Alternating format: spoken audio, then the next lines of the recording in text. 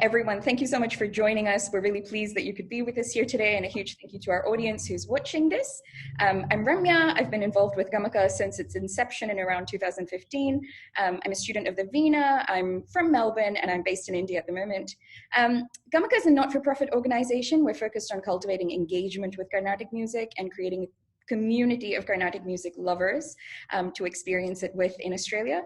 We curate performances as well as workshops, and so for more information, please visit our Facebook, Insta, and YouTube pages. Today's discussion is part of our 2021 Digital Festival, and we're grateful to our sponsors for their support. Really, today's discussion is an exploration. We're really hoping to come together and surface questions, openings, possibilities in terms of how we understand ālāpana, whether we're practicing them, performing them, listening to them in a concert. And we're very excited to be joined by so many excellent young musicians from Australia. So we have Arjunan Puveendran, we've got Bhairavi Raman, Namrata Pulapaka, Yogarajah, who is listening in, Narthana Yogarajah, Narayan, Rangan, and Raghu Rangan. So thank you so much to all of you for joining. And of course, we'll just start off by thanking our gurus as well for everything they've given us that we hope to bring to this conversation today. We're going to start by sharing some ideas about if and how we think ālāpanas and kritis interact with each other. And then we're going to look at 3 kritis and deep dive into this. Today we've taken Raga Bhairavi as our point for exploration. Of course, this is a raga of tremendous breadth and depth, and so it seemed like an excellent but very daunting point to begin this conversation. But we really hope that what emerges from this is applicable across any kind of learning process or internalization process that we go through when we look to construct our ālāpanas or render our kritis. So we're just going to start off by talking a little bit about how do ālāpana and kriti interact? And I'd love to hear some opinions from you guys. There's of course a school of thought that says each time you render an ālāpana, it really needs to lead into the kriti, right? It really needs to, in many ways, reflect both the structure and nature of the kriti. Some people would argue it needs to reflect the meaning, perhaps the state of mind of the composer when he was composing the kriti. There are others who say, actually, that's not necessary, right? And we can take raga in its own kind of independent form. And really, the purpose is to explore and innovate and present as much as possible before we then come into the kriti, which then gives us another couple of shades of the raga. Or there are others who say, actually, ālāpanas and kritis aren't connected at all, and it's absolutely fine to be able to render an ālāpana as a standalone piece in a concert, for example, and that really its relationship with the kriti is optional in a sense or not at all required. But I'd love to hear some thoughts from the group. What do you think, and how has this kind of thinking informed the way that you approach ālāpana in your own singing or instrumentalizing?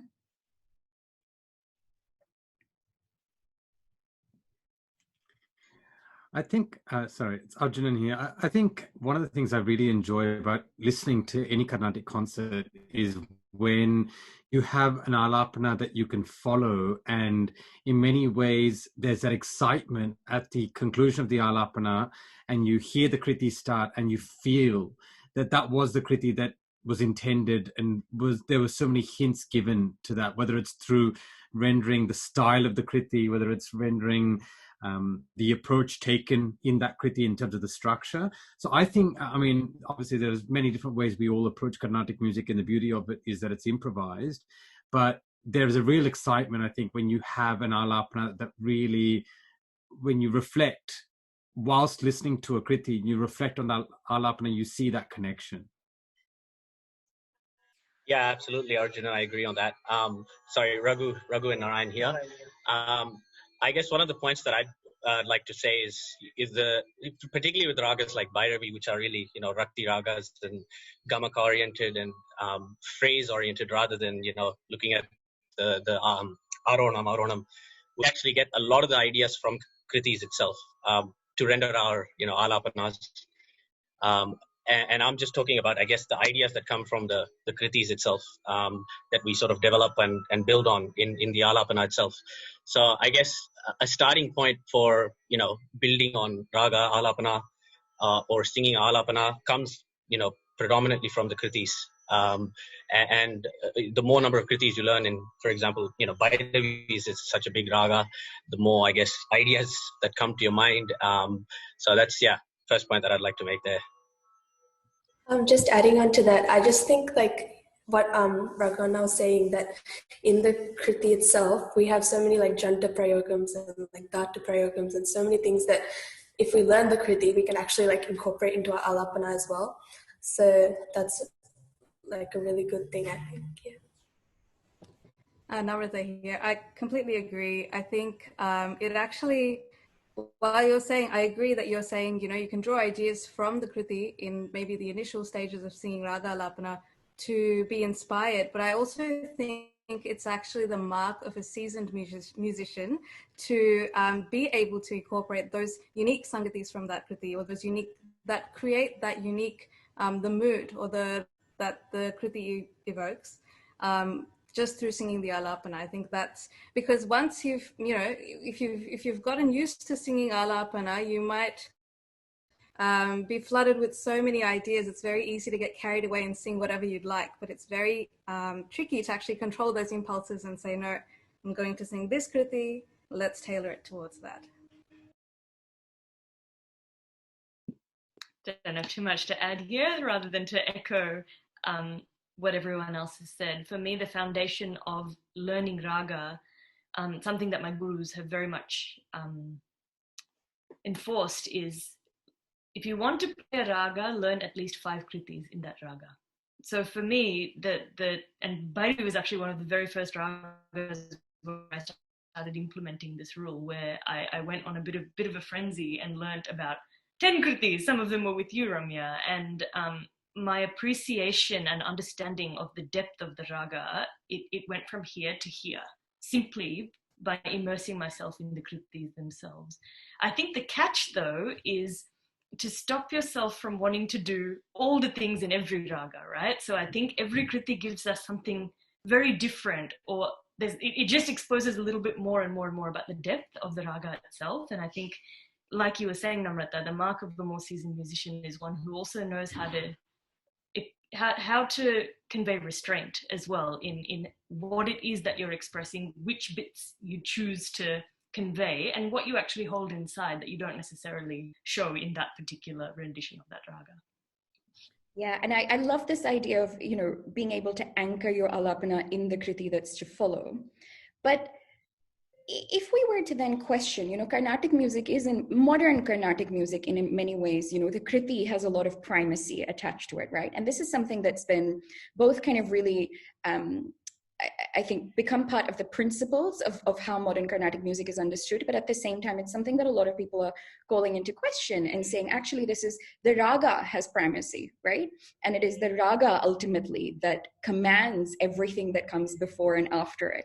And so in that sense, do you think that the way you render an ālāpana then influences the way that you perform the kriti or practice the kriti? Because and one of, as a kind of musical form that's so improvisational, right?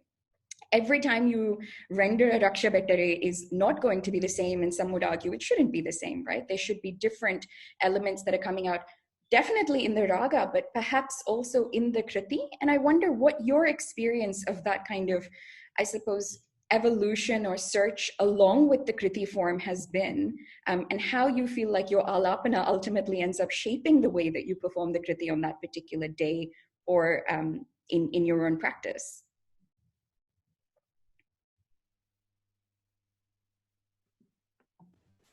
I think, like you said, each concert will be different, each performance will be different.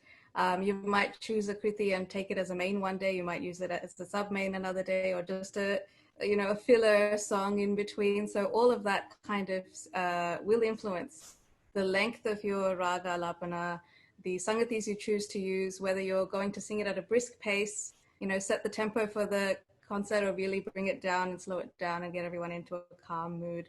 I think you're right. So it will change day to day, concert to concert, for sure. I think it's a really interesting point that was made earlier by Namrata about how there's that structure that you get from the kriti that often can assist with you controlling the way in which you approach the raga ālāpana. And it's interesting, someone to whom I was explaining Carnatic music who's not familiar the other day, I was focusing on the element of it being a controlled improvisation, that it is improvised, but there's a control to it that can look like quite structured. And I think it's really interesting when you think about how we've given the kriti primacy, and even what I said earlier was very much, oh, and it'd be really nice if the ālāpana complements that.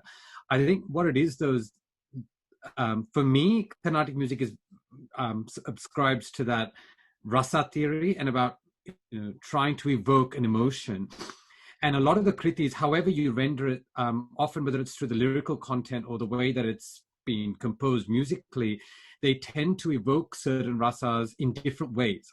Obviously, bhaktis or devotion is one of the most common, but the way in which that is evoked is different. And I think sometimes it's really lovely to have that, however much we may give that raga ālāpana primacy, or if we choose to, reflect on that, and challenge the way that we understand concert format. I still think it's really nice to think about how the ālāpana can be that prelude to the rasa that is that you can create with that kriti. Having said that, there are so many different ways. I think Bhairavi has a more overwhelming emotive quality that tends to come out in a lot of the kritis. Whereas, for example, if you take a song like Sarasa Samadhana and Kapi Narayani, you can sing that with real pace and give it an intensity, or you can sing it really slowly and bring out the beauty of the raga. That evokes different. Whereas Bhairavi tends to have a lot of scope for weight. And that's where I think it's really nice to work with Bhairavi in that way, by having that ālāpana complement the kriti to the extent you can. But that's all, all of this is about preference and style. I completely agree with Namrata and Arjunan on those points. Didn't have much to add further to those, but one point I could probably just point out here is when we talk about raga complementing the kriti, I feel like there could be a reciprocal behavior as well in terms of the kriti complementing the raga. Just going back to my point with how we develop our ideas from kritis, particularly in our raga ālāpana and all that. I think when you suppose you're singing a concert and you decided that day that I'm going to be singing a Laliteshri Pravrite, there are some certain thoughts that come in mind before you begin your ālāpana, or you start thinking about what's the pace that we need to set it in, what ideas need to come out of that, where should we bring which notes should we sancharam on, and just I guess the general busyness of what phrases that we need to bring out. For example, say let's take Puveendran, and just how busy that first sangadi of Puveendran is, and you need to sort of unpack it to understand really how much of Bhairavi is actually in that particular first sangadi. So that all comes in mind when you think of what ālāpana, how to start that ālāpana.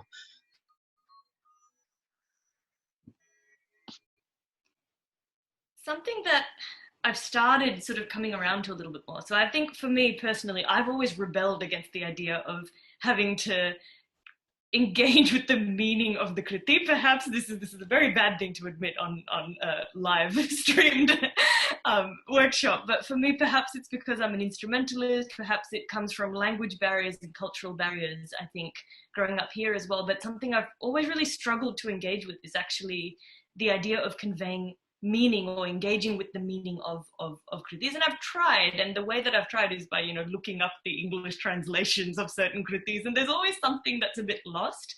But more recently I've come around a lot more to the idea of what you're describing there, Arjunan, about rasa theory, in that it doesn't so much have to be that I need to understand the exact emotion or the exact meaning of what the composer is saying, but the intent.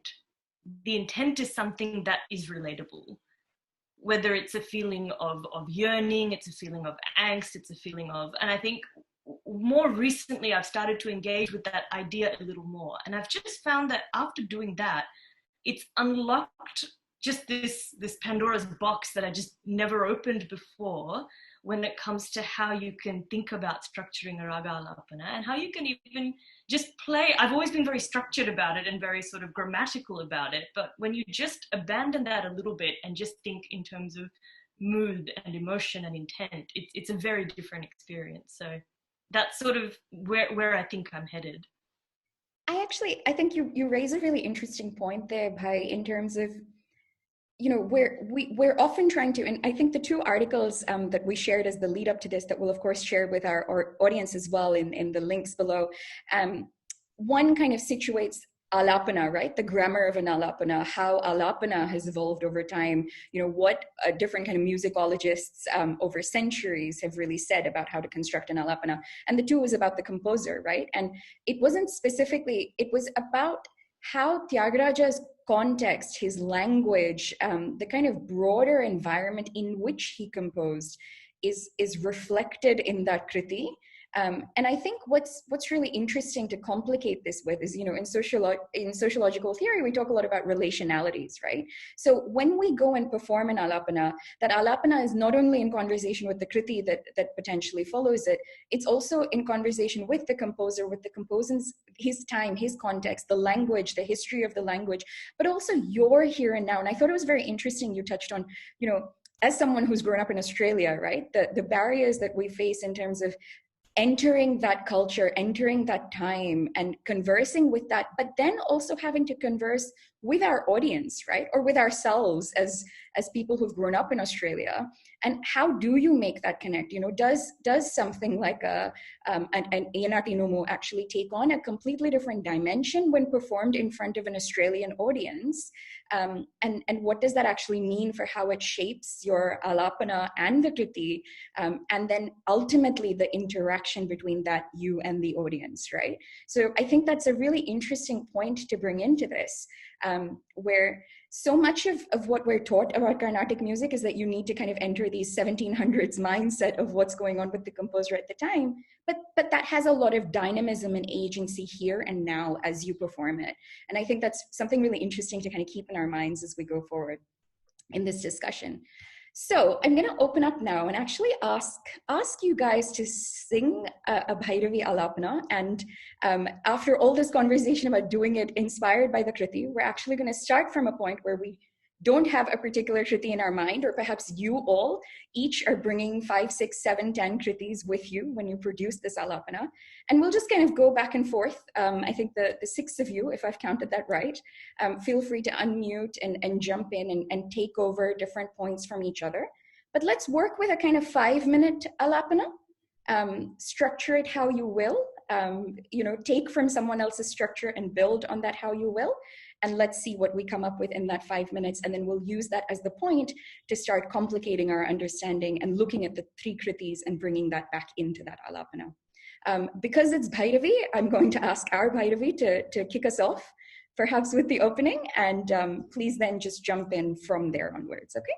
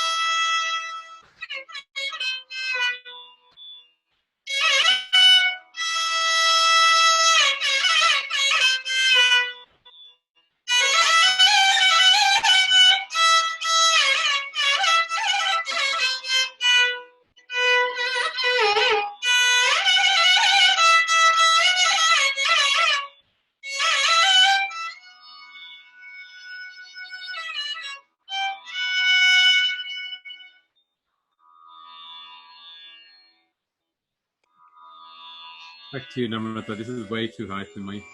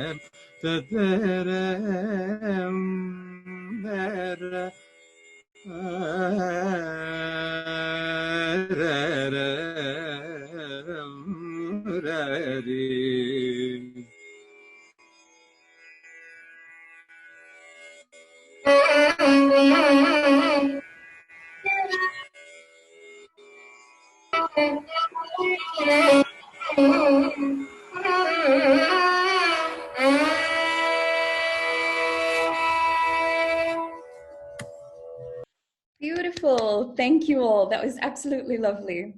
So I thought it was very interesting how everyone structured that. And I think that's, you know, more or less a kind of principled structure that we're used to using with Alapana, where Bhairavi, you started by providing a sketch of the ragam, and then starting from the Kirshajam, you worked your way up. Each of you focused on a particular kind of nyasam and worked sangadis in and around that, and then really showed the kind of full range of the ragam in the final segment before you brought it back down to the Shadjam.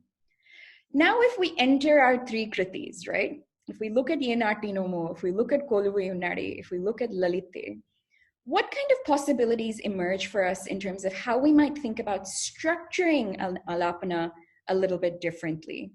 I'd just like to touch base on what you said, Ramya, earlier. So how Yogarajah,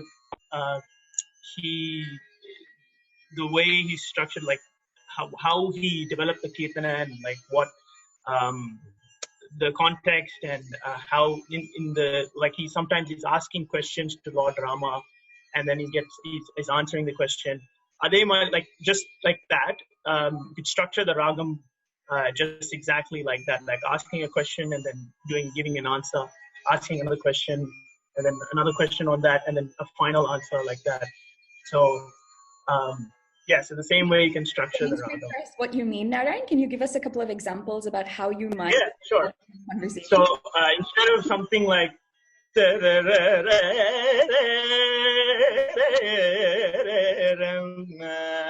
that's just like something like an answer.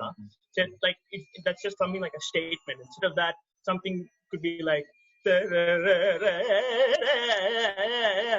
then giving an answer to that sort of phrase. So it's like you can even have a conversation in the ragam itself. So we were just recently we were just listening to a lecture by Sri Muslim Raja Rao. He's explaining the same thing. So something like who is that? Who is that over there? Like, you know, I think like with ragas like Bhairavi, where there are so many open-ended notes like Nishadam, Ganadharam, which pose, you know, they give that sort of question sort of feel, and your general response to that would be to close it off, right? So I guess in the ālāpana itself, you could just, you know, give a phrase, something like Padani, then, you know, answer it. So I guess it really depicts the emotions and the context in which, you know, if you look at the lyrics of some of the kritis, that Yogarajah asks a question and, you know, immediately gets a response. So I guess like that's one of the same concept. Yeah, you try and bring that in the ālāpanas, one of the ideas. Yeah, it's interesting. I have a question for Raghu and Narayan, mainly Sure. because you often perform as a duo. So sorry to derail the conversation slightly, Ramya, but just how does that influence? Because when you talk about that question answer type thing, do you then sort of, because there's two of you, do you use that then, I guess, the fact that So like generally it really varies, like the way we structure our ragams. For example, some days we might sing I go up the male side and he continues from there, or sometimes we might just split it even further down. But I guess a conversation that we have with one another, particularly when we practice, for example, is like we sort of work on each other's ideas, of course. But on a concert day, we sort of collaborate first together and see, what kriti we're singing, general kala pramanam of the kriti, what structure we're going to sing. And this question answer thing just sort of comes, I guess, once, on stage itself. Sometimes we just decide, okay, so we build on that particular phrase, then we try and close it off.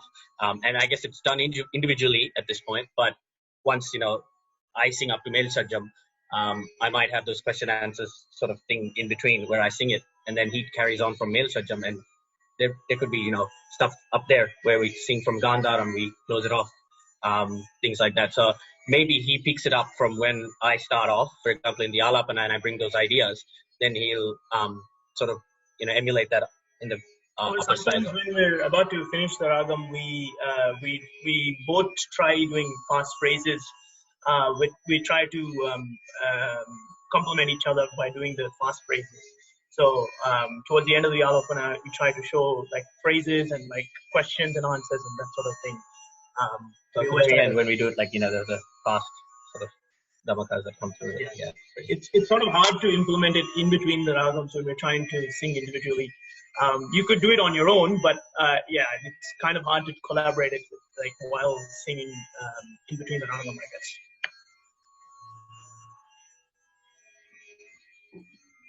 Just touching on something that, sorry, Namrata, just touching on something that Raghu, you mentioned earlier about that questioning, and how, like, for example, in Bhairavi, there are so many notes where you can, swaras that you can hold in a certain way that will render the question. It was interesting because I was reflecting on the very, on Yenati Nomu, and it's interesting, Bhairavi, we all know that I'm always interested in the lyrical content and the meaning, and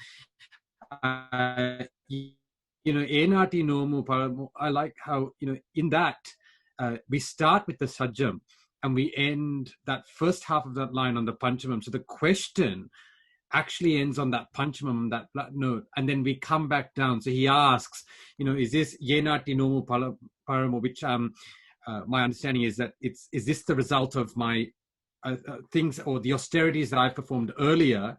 Or ye dana balamo, or is it the result of my dana, my charity? Is that, why I have these privileges? And I just love how we almost hover in the first Sangadi, the way that Yogarajah structure is that we start here, and almost as we progress forward, we don't go anything further than the Panchamam. And so it's interesting. I love it, and I think it's because even in these styles, like you have Shadjam Panchamam adding so much of that questioning quality of Yogarajah's lyrical content. And that's where it's so interesting when you compare all of the Yogarajah kritis in Bhairavi, how different they are and the way that they evoke meaning really differently. Totally agree. And on that point where you said all of Yogarajah's kritis in Bhairavi do evoke a different mood. Definitely, I agree. I think they say Bhairavi is the ragam that has the Dashavida gamakams. Like all the types of gamakams are possible in Bhairavi, which I think gives it such ample scope for different moods. Like if you look at Yenati Nomu, yes, it's definitely very meditative, very questioning, contemplative. You would even say like a Karuna Rasa or a Bhakti Rasa sort of a thing. But then if you look at something like Koluvayunade, that seems to be more of like an adbhuta rasa, like a wow, like an exalting, praising sort of a feel. And you can see that in the pallavi of it, it starts off with a bang. It starts off with that big Briga Sanchari type thing. Same Bhairavi, different mood, right? So I think that's really interesting. Another point I wanted to make was they credit Yogarajah with the kind of coming up with this whole idea of a Sangati progression. You'll see it in his kritis, some of his kritis. For example, Lalite, if you look at it, it's got, like it starts off small and it gets bigger. That kind of concept is created through the Yogarajah. And I was thinking back to like how you'd structure your ālāpana. It helps when you want to expand on a phrase or expand, you know, that kind of idea of Sangati progression. Like even if you look at in Lalite, Lalite Shri Pravriddhi Shrimati. That Shrimati phrase has like 5 different variations. Shrimati, Shrimati. You have so many different ways you can sing it. So as you're singing the ālāpana, perhaps for that song, you might be inspired to build on that phrase, for example. I guess just to add on that, Namrata, there are like, if we look at the kriti, there are like, for example, Lalite, just as you mentioned, there are certain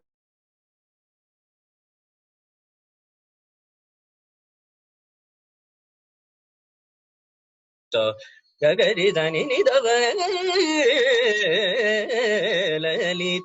So is like a, you know, a salient feature of Bhairavi, especially when you sing in the ālāpana, and that, you know, comes none other place than that kirtanam.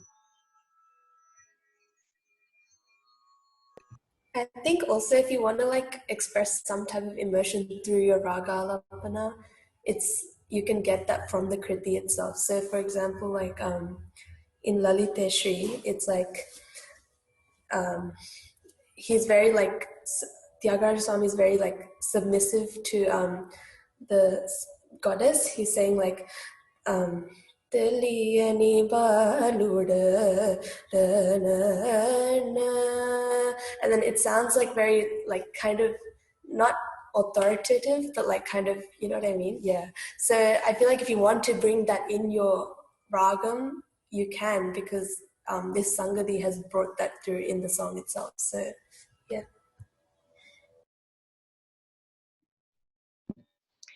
It's interesting because when I think of these 3 kritis in particular,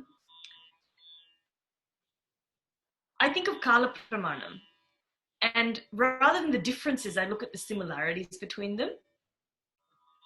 Because when you, for me at least, these 3 kritis are sort of mentally for me at a very similar Kala Pramanam. So then when I then think to the ragam that I would play for them, I find these 3 kritis in particular, especially Koluvayunade, it's one that you don't get a lot of respite when you're playing the kriti because it's constantly building, and it's like a breath control thing for vocalists, and for violinists it's just the idea of keeping your hands constantly moving to play those rolling sangadis.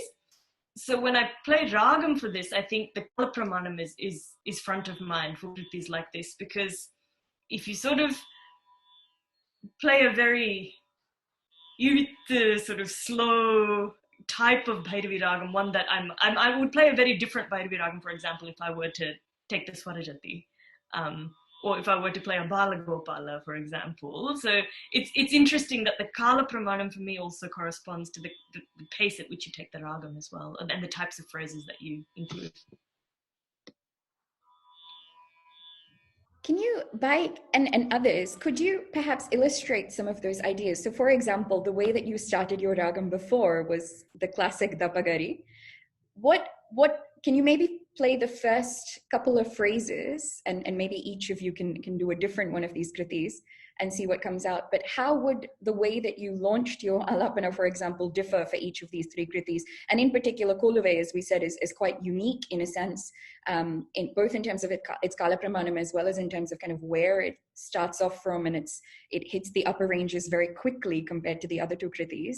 How would you think about starting and structuring a little bit differently in that instance?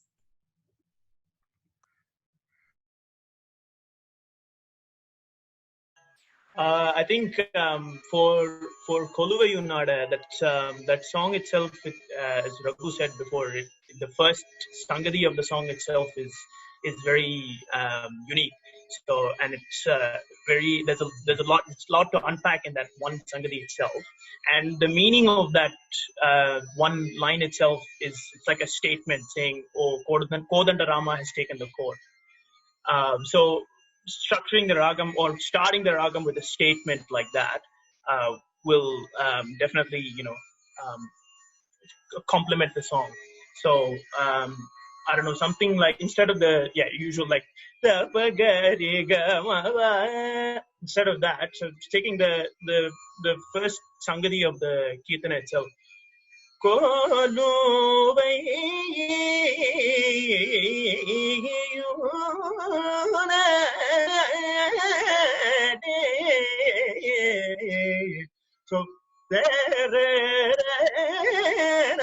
So something like that to make a statement, as if you're complementing the statement that is made by when you're saying Poluvayunada, Rama is taking the court. So something like that. It's almost as if we're actually just singing that first sangadi itself in the ālāpana, except we're sort of unpacking it a little bit and splitting it out. So as that first phrase just came, which everyone's familiar with in that first line itself, we could probably complement that first phrase with pretty much the rest of the first sangadi as well. Definitely, yeah. Right after that. So instead of having it as one whole sangadi itself, unpack it little by little. I think that'll embellish the ragam. And I think it won't keep the audience, guessing as well. So they'll just be like straight away, Puveendran. One thing I like to do is often take it from the beginning note, maybe without unpacking the wholes of that first sangadi. So even with something like, that, where because it's a song that starts, even though it comes down before it goes back up, I like to go, okay, so that Daivatam is a really lovely starting point for the ālāpana. So just in terms of a slight demonstration.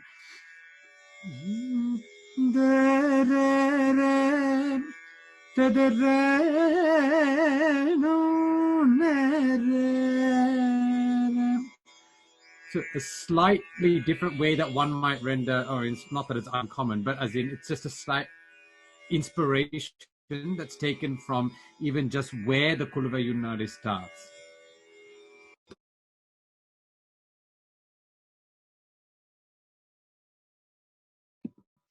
For me with Koluvai, I would start it at the top.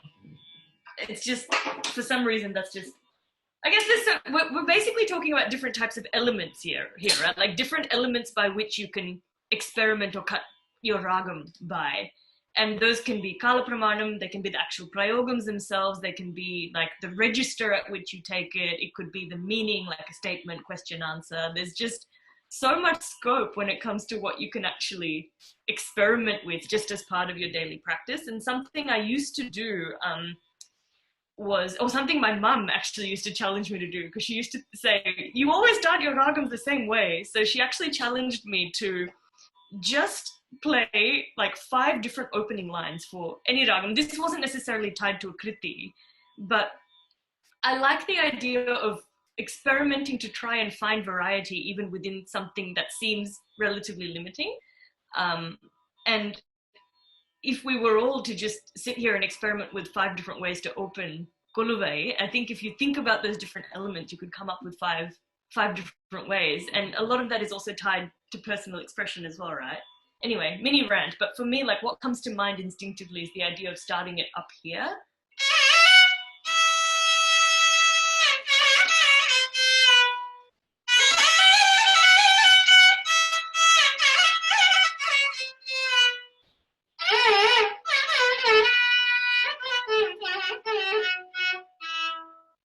And then continue on from there.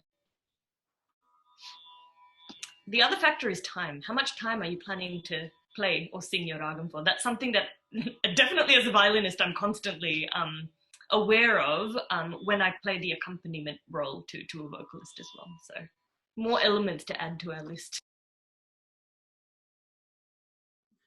Just one point also to add, I think Narthana mentioned, about the emotion as well, but also something Bhairavi mentioned about not always engaging with lyrics in the kriti, which I think, obviously it's a huge challenge to convey the meaning of Carnatic music, which is in, Sanskrit, Telugu, Tamil, Kannada, And then on top of that, not just the basic meaning, but the deeper meaning within that, which requires so much, in some ways, context, background information. It doesn't necessarily require, but often calls for it. But I think one of the things that's really beautiful about music, and without being overly trite about it, is that there's an emotive quality. And that's what I think rasa theory speaks to, which is this sense of emoting within the music. And that's where I think even though it's not a set rule or anything like that, the ālāpana must complement, be inspired by the kriti, etc. There is an emotive quality that comes through in ālāpana because it's without lyrics. It's by its very nature, it has the ability to just be the music. And I think it's such a beautiful way to draw that connection to what follows in a kriti that can be inspired by that. And I think like you said, Bhairavi, we're all thinking about different ways in which we would draw inspiration from the kriti. And I really come back to Ramya's point about why should the kriti have so much primacy? It's a really lovely question for us to all think about in terms of the whole concept format, or very much TM Krishna, why should that raga, that kriti be preceded by that very raga? But I think if we're talking about that traditional format of having that raga, it's really lovely to find ways to connect it in a way that creates that rasa. I think we're all, just sharing different ways of that.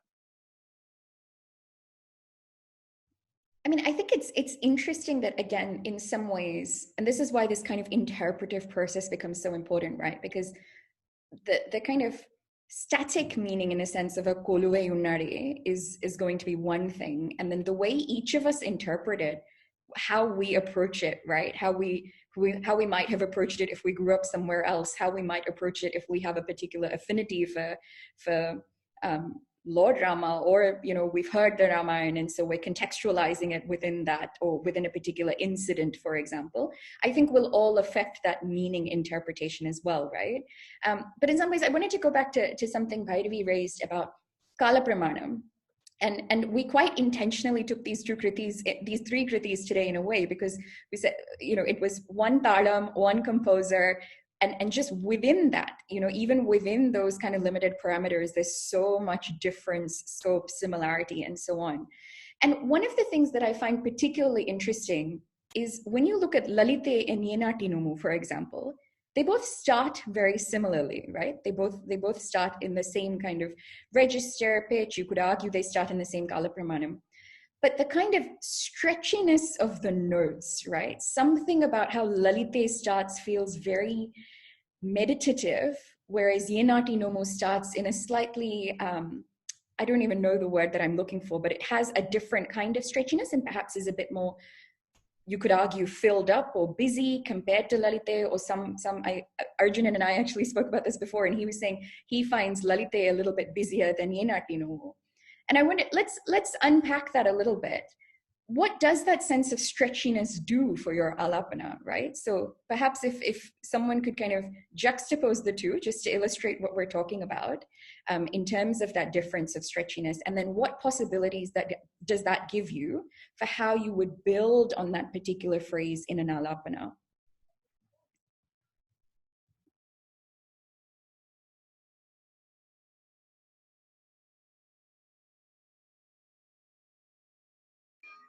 I personally find Yenati Nomu to be a bit more stretchy.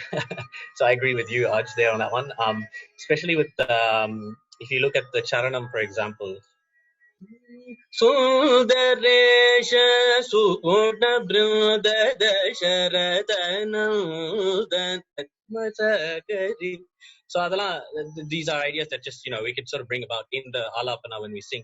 That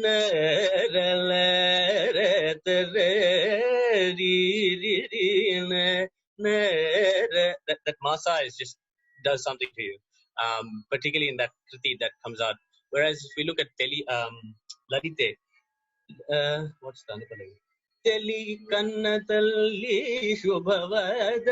I think it's more direct in that one when we just listen to how the connection between the notes are. It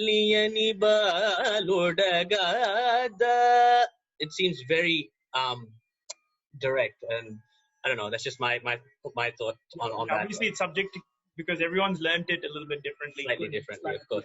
Very, but just subjective to everyone else's opinion. I personally do tend to find ANRT a bit more, stretchy and more jarus involved in the sangadis of the Kriti. I think the stretchiest part of Lalite would be the Anupallavi, when you've got the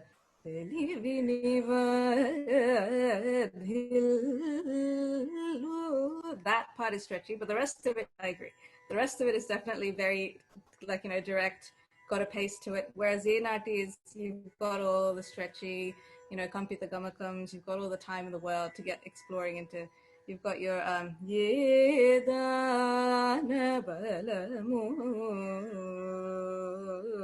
it's a long stretch. You also do, just to that as well. I mean, as you say, just as it comes to mind, that Pallavi of the NRT, it's got that first Sangadi you sang definitely has that stretch in it. But then right after that, when you sing the second Sangadi, you've got the more, busy so one. It stretches it first, and then it packs the stretching a bit. Correct. Was it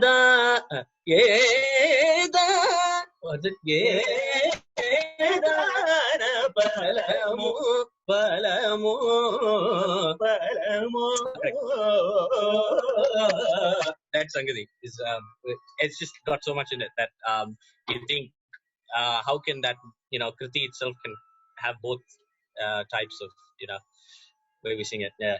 I think that brings in the two things, the Yogarajah Sangati progression idea, but also the rasa. Like in the beginning, it's a slow questioning, like, I wonder what day's penance this is the result of. And then it's like a more an emphatic questioning. So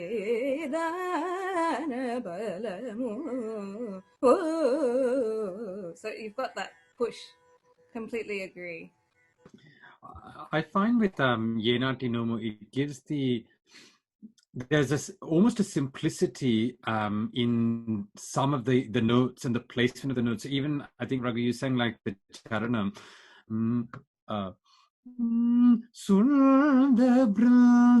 Even just that. I mean, you're talking about,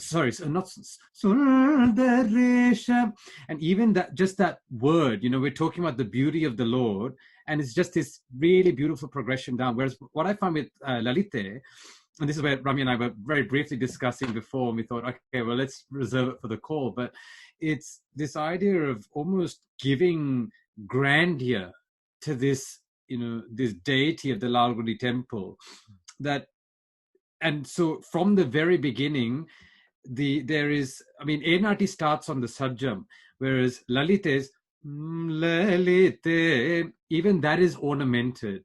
And so for me, the whole Kriti feels like it has that power that's created from all of those Gamakam. Whereas what I love about Yenati is, I love both, but the comparison that in Yenati, you have this really simple way of rendering that builds. I think I really like what you said, Namrata, that sense of building as he goes from a meditative questioning to a more emphatic questioning as he wonders as to how he has this privilege.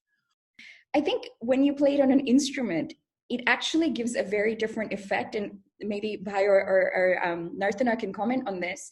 But for me, because Yenati Numu jumps between the strings a little bit more, I feel like I have less flexibility in terms of what I can do. But because Lalite really sits on that second string for a while, I feel like there's more scope for me to explore there before I then move to the first string. And so I'm just thinking it's really interesting kind of how your medium affects how you interpret that stretchiness as well. We learned both of these kritis together, but I'm having so many flashbacks to moments where Ramya and I would learn a lot of kritis together, and I learned so much from just observing what is possible on a veena and what is not, and likewise for Ramya, what's possible on a violin. And in many ways, we actually experimented a bit with what each other could do, and then tried to emulate that and see what was possible, what was not. So yeah, it was a real, I've never experienced that or had that perspective until I actually worked with another instrumentalist to learn a kriti. Bhairavi, we used to spend a lot of time just saying, which string are you playing this on? Because it would so dramatically alter not just the stretchiness, but even things like what kind of prayogams you can produce because there's a cut in between, right? So certain things that you can do with your voice because of the continuity, or even certain things that you can pull off with the violin because of the way that you play the notes on that string. For example, in Avina, it's, oh, but I can't continue this particular phrase because I have to jump strings and there's a natural cut there. So then how do I build differently in those two halves almost? So I think it's really interesting to think about how instrumentalizing also complicates the process. Narthana, please go ahead. I feel like it's also like how comfortable you are, because, for example, how you're saying in Enatinamu, like you're so focused on just playing the song, so you don't give that room for like ālāpana in between, or even like produce any like sangadis or anything while you're singing. Whereas in Lalite, it's so fixed, so you feel like you have more scope to add more things of your own, like your own expression and things like that, yeah. Respite is the word that comes to mind for me every time. But I think the hardest one for me is Koluvai, like by a mile, just the idea of taking a breath, or like a breath on the violin. I find it a very challenging. How would you, as we said before, how would you structure your ālāpana quite differently for, say, a Koluve? Where would you begin? Where would you take it to? How would you end in order to then pick up into the Kriti? And how would you perhaps look at, perhaps it's worth singing the Charanam, just so we get our heads around that structure. But how would you then apply that structure into your ālāpana? Because it's so unique, I think. You spend the Pallavi and the Anupallavi of this Kriti just like trying to have a minute, and then you get to the Charanam and it's like, And then you realize that the Charanam and Anupallavi are like completely different. So it's like usually you think that the Kriti will follow the Anupallavi, right? And that's the case with Lalite and Enati. At least there is a structure, whereas this one has, it's almost like Yogarajah had a free flow day and he's just gone ahead and just, put in so much idea into one Kriti, and makes you start thinking like, what happened that day? You want to see where his musical context and what was running in his mind when he composed that Kirtanam. And it's interesting because the Charanam there's no relationship with the Anupallavi at all. Like even the last two lines are just completely different. So yeah, it just makes you wonder.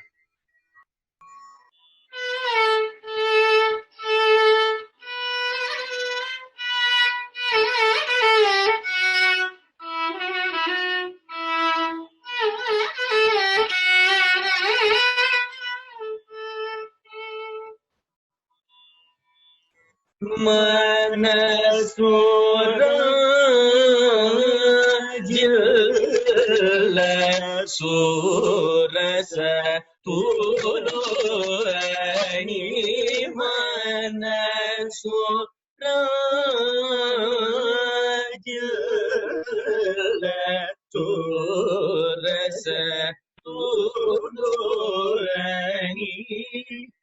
Manasura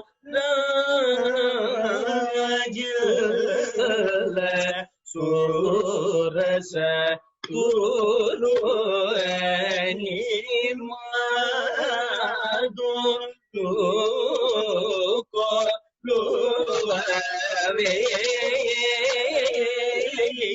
Surasa Tulani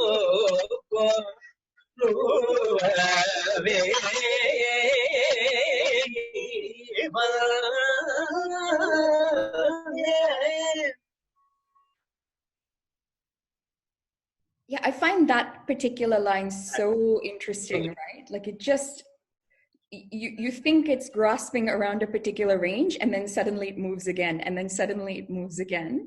And again, I think Koluve for me is a song that really challenges the general structure of how you might construct a Bhairavi ālāpana, right? I think it asks you to really complicate everything before you perform this Kriti.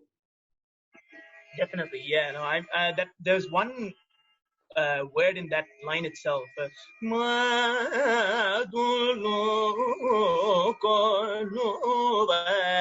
way that one word itself has like 3 parts to the, and it's only a couple of notes that Yogarajah Swami has explored in that one. Madhanida itself, in those, just Definitely, and it complements where we sing the same or very similar, I guess, just some of these Vadi Swarams in the Pallavi. It comes in the, various places of the Kriti. Yeah, so it comes in the Alapana as well.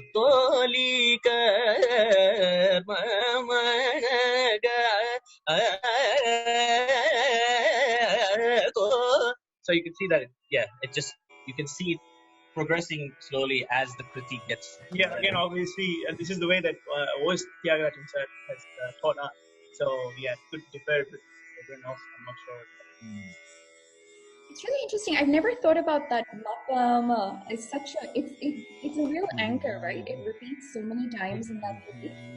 What could you build out that was anchored in that Mapama in an ālāpana, for example? You can basically, I've used that line before to basically build sangadis in your ālāpana. So it's like, so when you're resting here,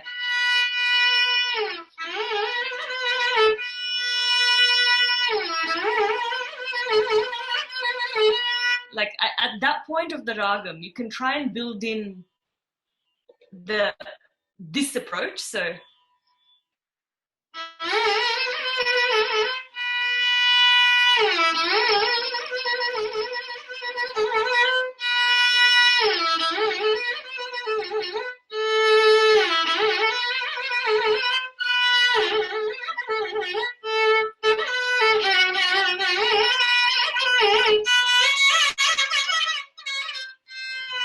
something like that. So you're not necessarily copying it, but you're taking or drawing inspiration from that approach. I think that mapama also sort of mirrors the dhani, like you find in the kolu. So you can also do a similar thing with the dhani, like to do in that spot.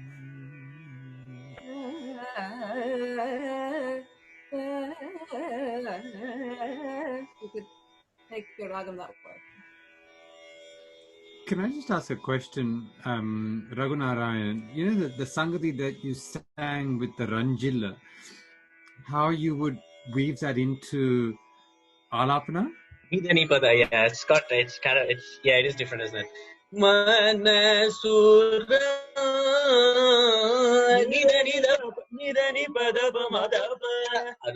but how we weave it, it's a good question actually, because I don't know where it would be apt. I mean, it's definitely something that sounds different to a usual Bhairavi, right? Like I'm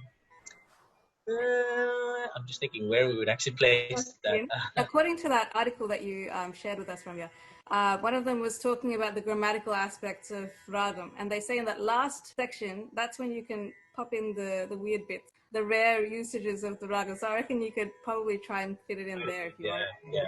I mean, and that phrase itself, Nidani Padapa, I think usually from what I've heard, that Devatam, Nida is usually used for when you're going up or when you hit Melsa.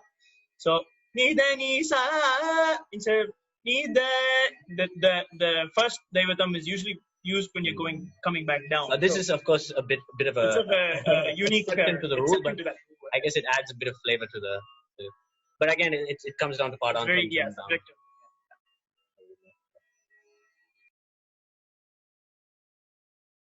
I mean, I think that in that line, the pattern is really interesting, right? Because it's nida bada madapa madapa maga something gapama, and that's repeated, right?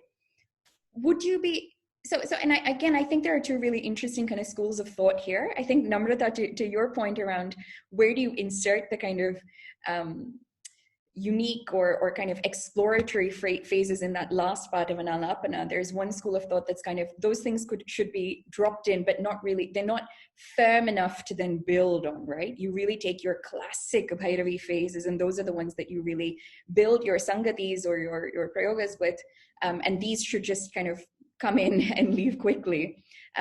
But if you were to then explore that pattern and how that pattern replicates across the octave, what could you do with that pattern, I suppose? Or how could you simplify or complicate that pattern to reveal new patterns in how you do your avarohanam?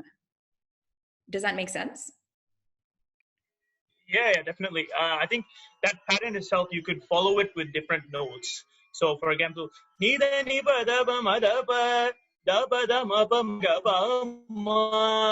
then go down that way, and then come back up. And then, in terms of a laya aspect, you can shorten the swaram each time.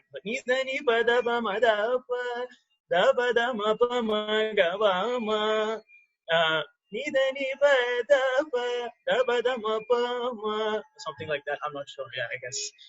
And the next line itself, Yogarajah has pretty much transposed this one note down. So where na na do do go. So in there you can sort of bring in the alap.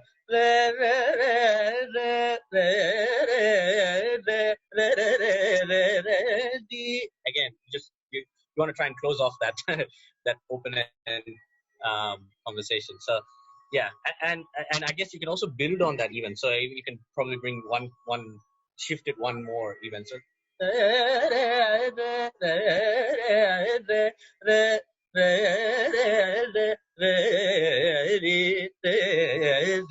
yeah. So and that's just ample scope of what the Kriti has just provided us with in terms of where we build. Just building or taking going from kind of Koluvei's Charanam, one thing I find really fascinating in the three is how the Charanams are all structured around the Madhyamam, but they all have such different flavors, right? Perhaps how that would lead us to handle that Madhyamam range quite differently in an ālāpana attached to each of these kritis. Suguna Brindada Sharadanandana Ravinda Nayana Pavana Kannatalli Shubhavadane Kannatalli Shubhavadane Miyannadayaku Patrudane. That's interesting because one of the versions that I've learned of that one is just on the Madhyamam itself. So Kannatalli. Yeah, and often we often include that. We often include the higher Gandhara when we sing that Madhyamam as well. So, Mama, that's one thing to the ragam. Kannatalli. How do you want to so it's got that little oscillation to bring in the. I like that oscillation with Kannatalli because it's like saying like dear mother sort of thing. It's like an inverted thing. Kannatalli. Not that interesting.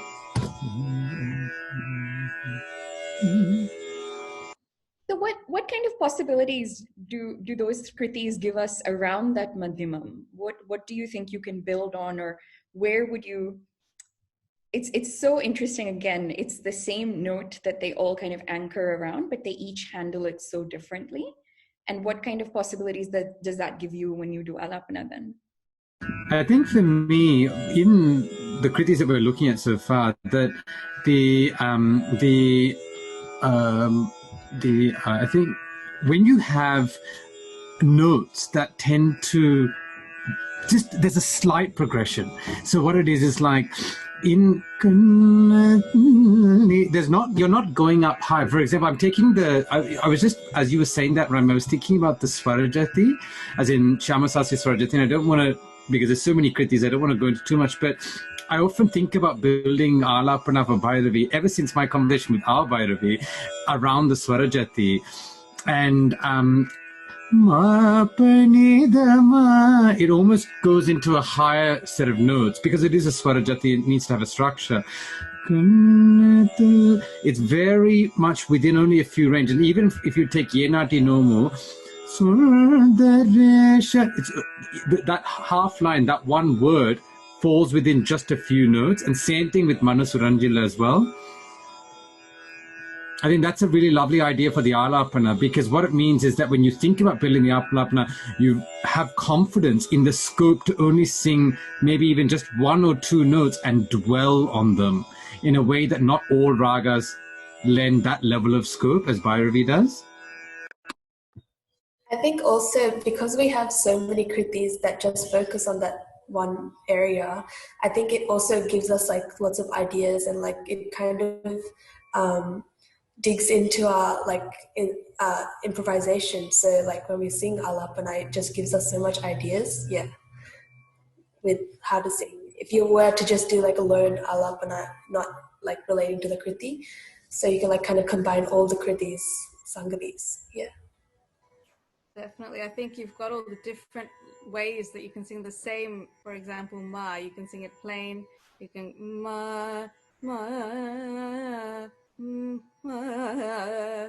You've got all the different ways you can just sing the one note. So you're right, like as Arjun was saying, you can have just within 3 notes of scope, you have so much scope to just explore.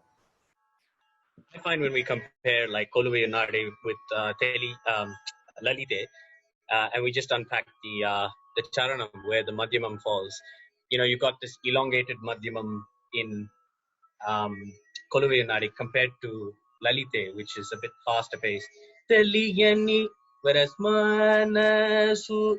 So I guess that builds on, you know, when we sing the Alapana, that we would sing it a bit slower in the madhyamam for, you know, kriti like Pulapaka, whereas for Lalita we might just say whereas, you know, Pulapaka we might be like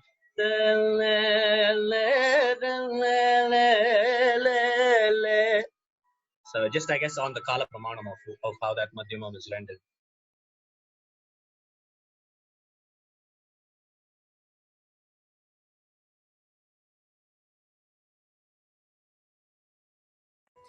I think with if you look at the Sundaresha line from Yenati, Sundaresha Suguna Brunda, it's like a play between the ma and the pa. So you can have phrases that end on the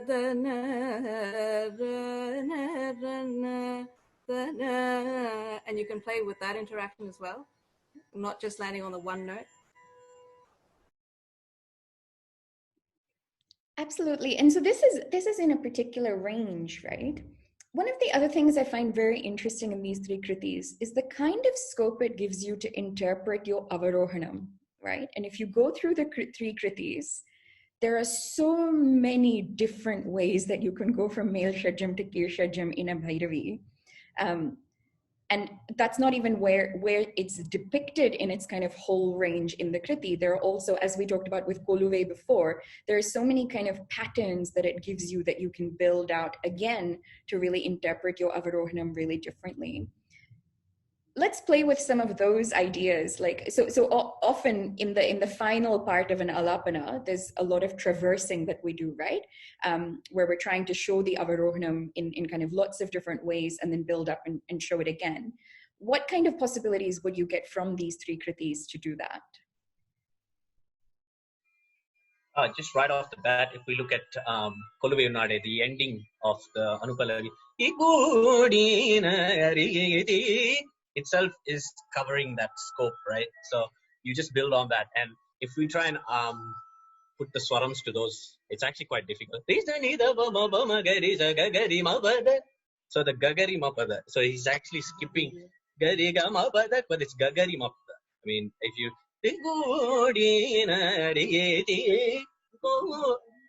so yeah, just saying that's something that we can bring in the end part of, you know, the ālāpana when we sing.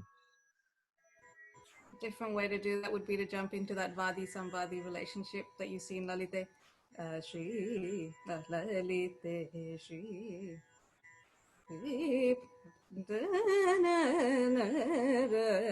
So you're showing that Vadi Samadhi and also finishing that full Avarohanam.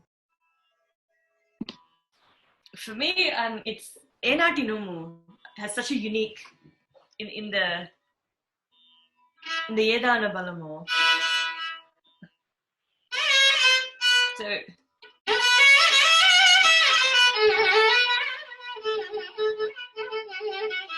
you don't hear that very often. So I would try to draw on that.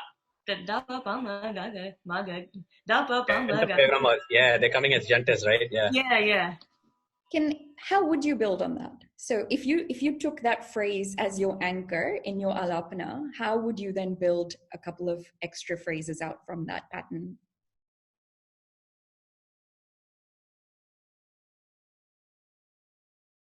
I guess the if you're looking at it from coming from the top to down, we can split it up in like a laya sort of aspect. So something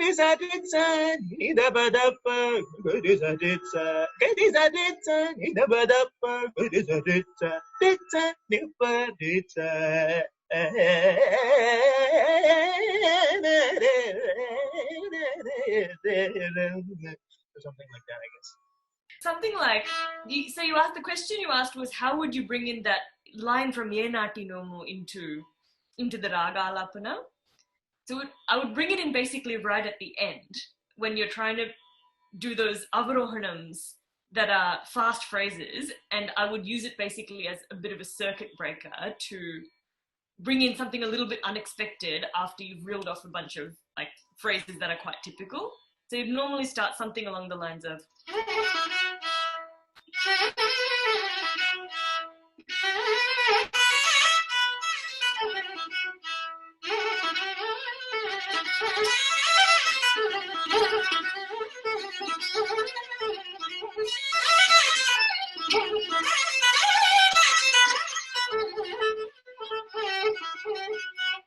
so instead of that, you'd go.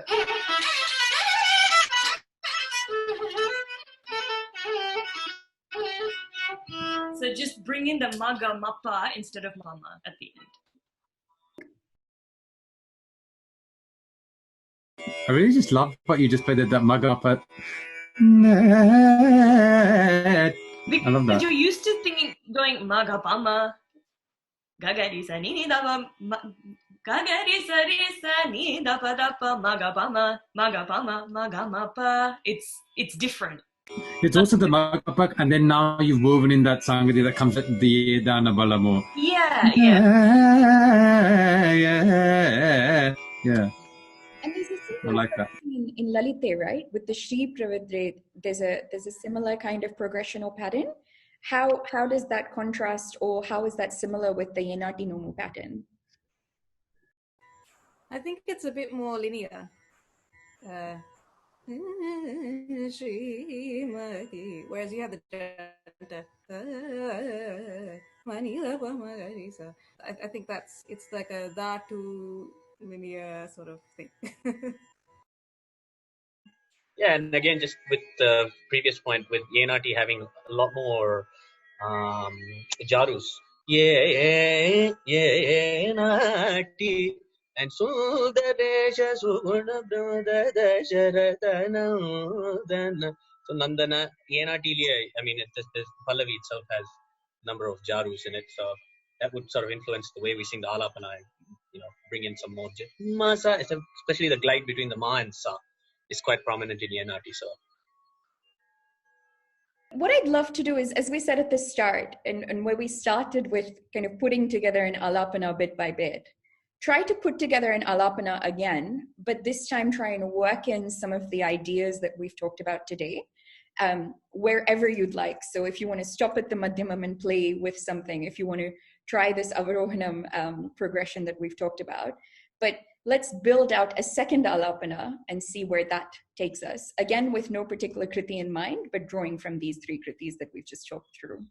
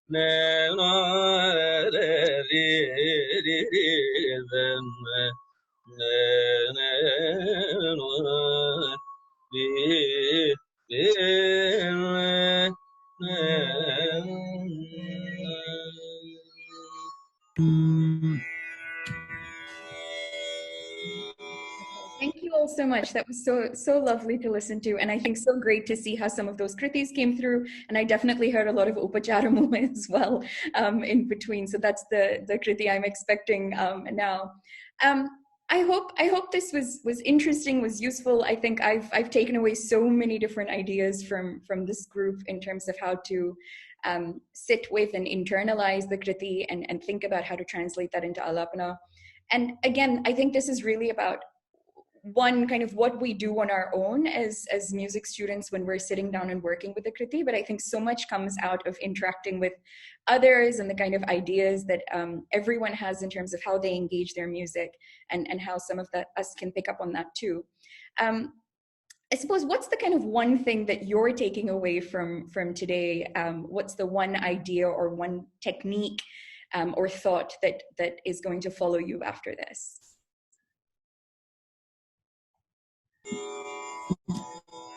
I think it's just how we all have such different ways of interpreting kritis. Even, we were talking about earlier, some of us thought that Ye Nanti No was a bit more, meditative, and it comes down to how we learn and render those kritis. But I think just even, that diversity is something I probably take away. Likewise, I think the diversity is something that I'll take away, and to complement each voice and how the instrument is also played for the ālāpana, and this is some of the learnings that we took away, I guess. Just watching Bhairavi play violin and seeing how the movement of the strings sort of emulate a certain mood, as well as Narthana, of course. And I guess the Padantram as well is a big taking away. I guess we've all learned these kritis differently. And I could see a lot of people asking questions as to, how does this sangam, you've learned it differently. So I guess, different ways of approaching the kriti itself, based on how we've learned the kriti, and the, dimensions that we get from that.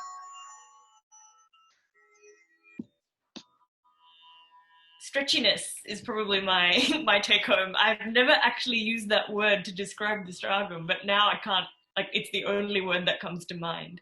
So I think it's the idea of looking for the stretchiness in all the ragams that I approach, and to what degree it is stretchy or not stretchy, or stretchy in some places and not.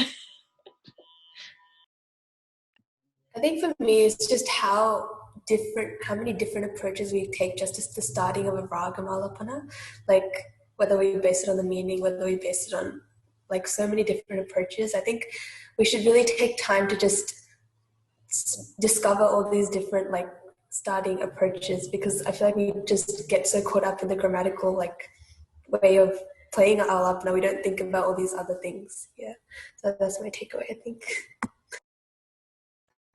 For me, I think it's back to that rasa theory, engaging with that meaning of the song or the feeling that it evokes. It doesn't have to be word to word, but at least trying to, construct your ragam in such a way that you can evoke the similar feeling or mood that was perhaps intended when that song was created.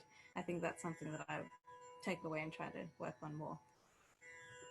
Yeah, absolutely. And I think for me, it's two or three things, right? One is there's so much of a science to this. There's so much kind of deep analysis that you can do before you perform something or present something. But at the same time, so much of it is that interaction that we talked about, right? It's being in conversation with the raga, with the kriti, with your audience, with yourself, with your instrument or your voice, and kind of what emerges from that confluence on that particular day, and the creativity behind that process that makes that emotion really come alive.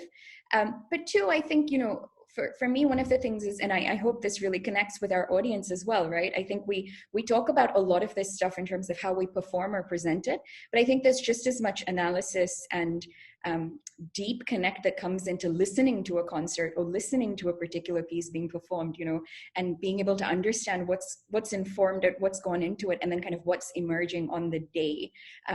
That's, greater than the sum of, I think, all of the kind of bits and pieces that have gone into putting it on stage or wherever it's being performed.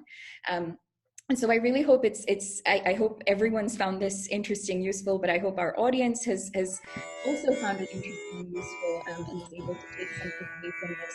And this is really, for us at Gamaka, I think this is what we're really doing, this kind of community of musicians that, beyond the kind of kacheris and practice, where there's so much joy, I think, in engaging with each other and really exploring these things as a community of musicians.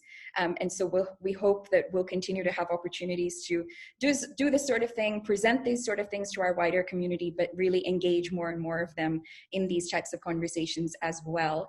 I was listening to, maybe it was the T.M. Krishna Lekdam the other day, who's saying, in these kinds of things, it's often really hard to provide concreteness, right? Here's a concrete technique, here's concretely something that you might do, because so much of this is about a creative process and what you're feeling on the day and sensing on the day. But I find metaphor is very helpful there, right? So Bhai, you said about the stretchiness, right?